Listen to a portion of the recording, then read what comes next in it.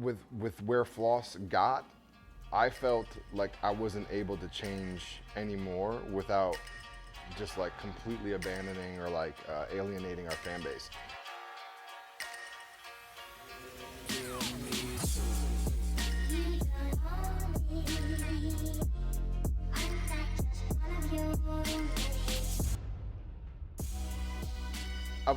That's just always been how I produced. So like, even back in the early days when I was like 16, I got this software called Mixmeister that you could just, it looked almost like Ableton, like you could take audio files and lay them on top of each other, but you couldn't time stretch or affect the pitch or the BPM.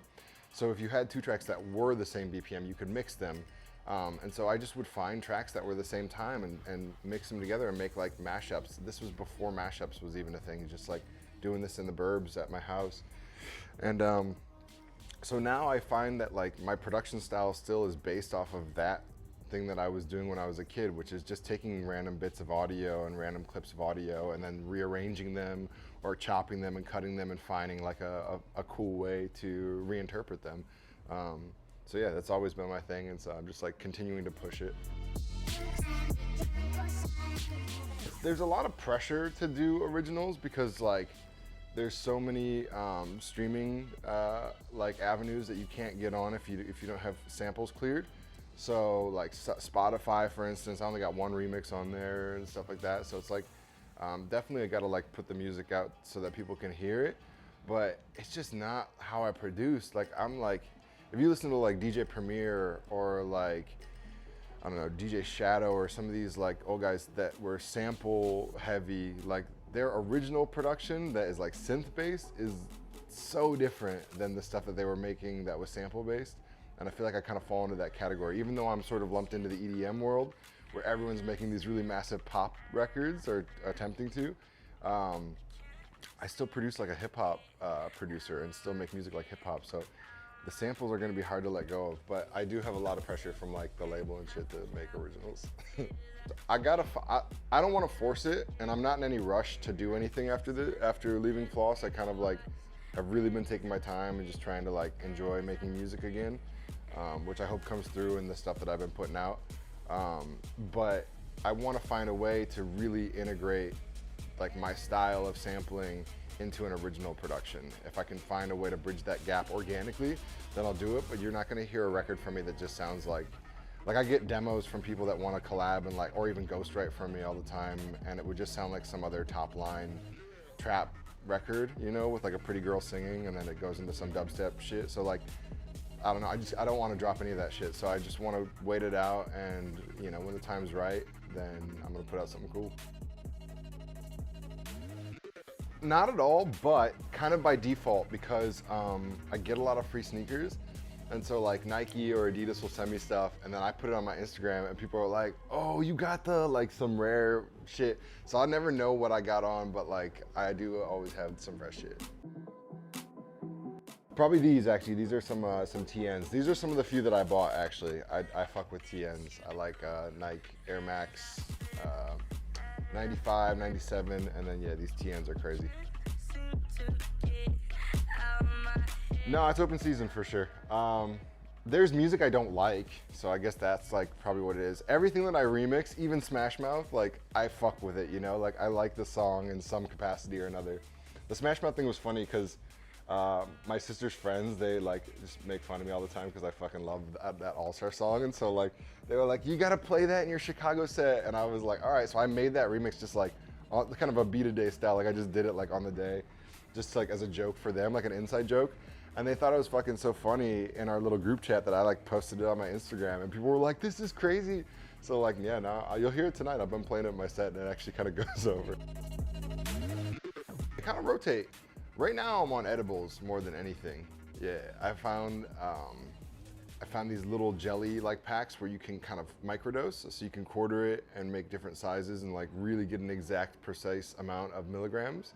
So that's like the best for me. I like that right now. They make this stuff out of Washington called Chocowaska, which is like, it's like a liquid chocolate drink, but it's like, I think it's like 500 milligrams per like container. And I just didn't know. I was like drunk after a party, like, and fucking just drank so much of it, and then was like out of my mind for what felt like 2 days afterwards. I was in Floss for 12 years, so it was a lot of like different things leading up to it, but also at the same time, when I realized that I wanted to make the choice, it was very much like, boom, this is what I need to do. It kind of hit me all of a sudden. But for me, you know, I'm always trying to reinvent. Even with Floss, if you look at Floss throughout the years, because you know, a lot of people just know us post trap music, but like before that, we were doing mashups and kitchen sink like DJ sets, and then we went into making like juke and house and stuff, and then we went into making trap and hip hop, and so there's so many different changes of style that with where Floss got, I felt like I wasn't able to change anymore without just like completely abandoning or like alienating our fan base. We had developed such a dedicated fan base who were fans of songs that I didn't produce, like Mosh Pit and Prison Riot, you know, these really big, hard, like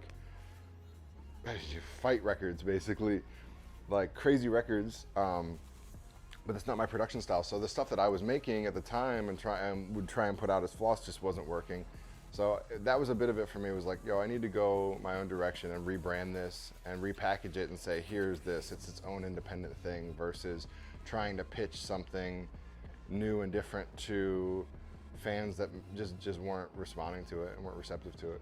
And then also in addition to that, I was just doing a lot of soul searching, man. I was like, you know, married, 2 kids, bought a crib, was like kind of living this double life where I was like in Vegas 40 times a year and at all these festivals and running around like crazy, and then coming home and trying to like be dad. And it was really tough for me to transition from the emotional duress of like going and doing those shows and working under those constraints and circumstances, and then coming back home. So it was like I'd come home, and by the time I was like settled in, it was time to get up and go again. So I kind of just wanted to take a little more creative control over my career and, you know, just my schedule.